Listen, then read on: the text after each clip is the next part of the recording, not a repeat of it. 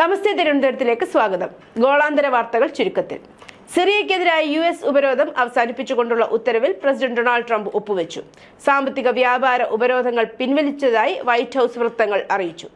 എന്നാൽ സിറിയയുടെ മുൻ പ്രസിഡന്റ് ബഷാർ അൽ അസദിനും കുടുംബത്തിനുമുള്ള ഉപരോധം തുടരും. ജക്കാർത്തയിലെ സുക്കർണോ ഹട്ട അന്താരാഷ്ട്ര വിമാനത്താവളത്തിൽ ലാൻഡ് ചെയ്യുന്നതിനിടെ എതിർദിശയിൽ നിന്നും അതിശക്തമായ കാറ്റടിച്ചതിനെ തുടർന്ന് ബാത്തിക് എയറിന്റെ ബോയിംഗ് 737-800 വിമാനം അപകടത്തിൽ നിന്നും അത്ഭുതകരമായി രക്ഷപ്പെടുന്ന വീഡിയോ സമൂഹ മാധ്യമങ്ങളിൽ വൈറലാണ്. ജൂൺ 27-നാണ് സംഭവം നടന്നത്. ഈ സമയം വിമാനത്തിൽ 163 പേരുണ്ടായിരുന്നു. ഗാസയിൽ ഇസ്രായേൽ നടത്തിയ അതിരൂക്ഷ ആക്രമണത്തിൽ 67 പേർ കൊല്ലപ്പെട്ടതായി റിപ്പോർട്ട്. പടിഞ്ഞാറൻ ഗാസയിലെ കടൽത്തീര കഫേയിൽ ഇസ്രായേൽ നടത്തിയ വ്യോമാക്രമണത്തിൽ 30 പേരും വെടിവെപ്പിൽ 22 പേരും കൊല്ലപ്പെട്ടു. മറ്റു രണ്ടിടങ്ങളിലായി നടന്ന ആക്രമണത്തിൽ 15 പാലസ്തീനികൾക്കും ജീവൻ നഷ്ടപ്പെട്ടതായാണ് റിപ്പോർട്ട്. ഭൂമികുലുക്കം പോലെയാണ് അനുഭവപ്പെട്ടതെന്ന് കഫേയിലുണ്ടായിരുന്ന ഒരാൾ വാർത്താ ഏജൻസികളോട് പറഞ്ഞു. അമേരിക്കൻ പ്രസിഡന്റ് ഡൊണാൾഡ് ട്രംപിനും ഇസ്രായേൽ പ്രധാനമന്ത്രി ബെഞ്ചമിൻ നെതന്യാഹുവിനുമെതിരെ ഇറാനിലെ ഉന്നത ഷിയ പുരോഹിതൻ ഫത്വ പുറപ്പെടുവിച്ചു. ഇറാനിലെ ഗ്രാൻഡ് ആയത്തുള്ള നാസർ മഗൈരം ഷിറാസി ഇരുവരെയും അല്ലാഹുവിന്റെ ശത്രുക്കളെന്ന് വിളിച്ചു.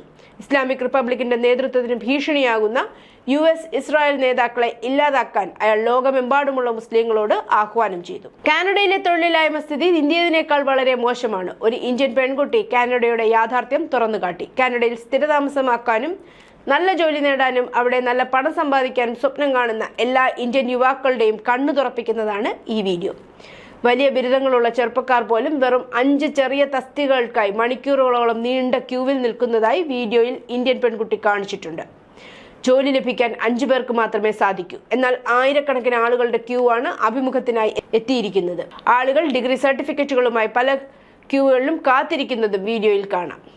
US പ്രസിഡന്റ് ഡൊണാൾഡ് ട്രംപിന്റെ ചെലവ് ബില്ലിനെതിരായ വിമർശനം വീണ്ടും ശതകോടീശ്വര സംരംഭകനായ എലോൺ മസ്ക് ഉയർത്തി. റിപ്പബ്ലിക്കൻ പാർട്ടിക്ക് ഇത് തികച്ചും ഭ്രാന്താണെന്നും രാഷ്ട്രീയ ആത്മഹത്യയെന്നും അദ്ദേഹം വിശേഷിപ്പിച്ചു. തന്റെ സോഷ്യൽ മീഡിയ പ്ലാറ്റ്ഫോമായ എക്സിലെ നിരവധി പോസ്റ്റുകളിൽ ബില്ലിന്റെ കടം പരിധിയിൽ റെക്കോർഡ് ഭേദിച്ച $5 ട്രില്യൺ വർധനവിൽ മസ്ക് അതൃപ്തി പ്രകടിപ്പിച്ചു.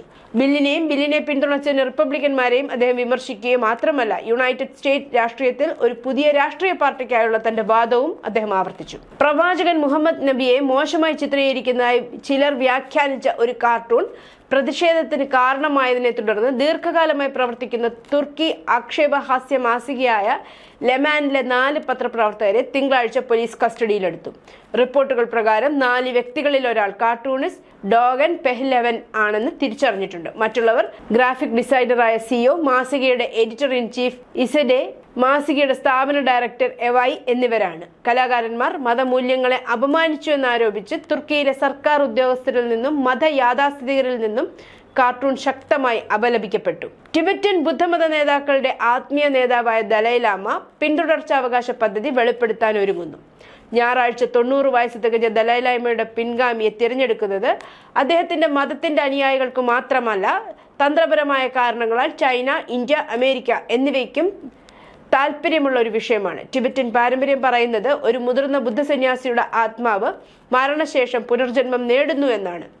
1935 ജൂലൈ 6-ന് വടക്കുകിഴക്കൻ ടിബറ്റിലെ ഒരു കർഷക കുടുംബത്തിൽ ലാമോ ദോണ്ടപ്പ് എന്ന പേരിൽ ജനിച്ച 14ാമത്തെ ദലൈലാമ വെറും 2 വയസ്സുള്ളപ്പോൾ അത്തരമൊരു പുനർജന്മമാണെന്ന് തിരിച്ചറിഞ്ഞു. 2025 മാർച്ചിൽ പുറത്തിറങ്ങിയ വോയിസ് ഫോർ ദി വോയിസ്ലെസ് എന്ന തന്റെ പുസ്തകത്തിൽ തന്റെ പിൻഗാമി ചൈനയ്ക്ക് പുറത്ത് ജനിക്കുമെന്ന് ദലൈലാമ പറഞ്ഞു. മാവോ സെദോങ്ങിന്റെ കമ്മ്യൂണിസ്റ്റുകളുടെ ഭരണത്തിനെതിരായ പരാജയപ്പെട്ട പ്രക്ഷോഭത്തിൽ നിന്ന് ഓടിപ്പോയ ദലൈലാമ 1959 മുതൽ വടക്കേ ഇന്ത്യയിൽ പ്രവാസ ജീവിതം നയിച്ചു വരികയാണ്.